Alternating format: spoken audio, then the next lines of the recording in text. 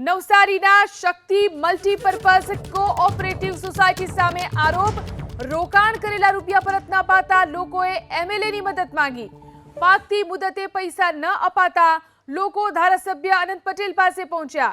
જવાબદારો સામે ફરિયાદ નોંધવાની માંગ કરી। દક્ષિણ ગુજરાતના વેપારીઓ પાસે 6 કરોડનું રોકાણ કરાવ્યાનો દાવો। સમગ્ર ગુજરાતમાં 15 થી 20 કરોડનું રોકાણ કરાવ્યાનો દાવો।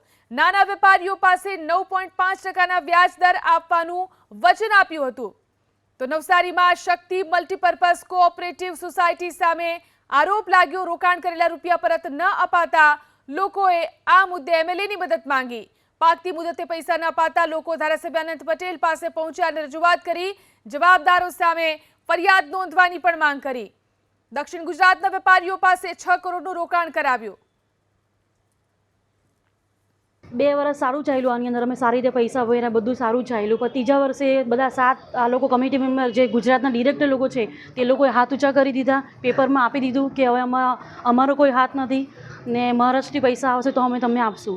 એ બાબતે અમે બધા ભેગા થઈને નવસારીને સુરતમાં અરજી આપી છે, પણ એનો કોઈ નિકાલ આવતો નથી।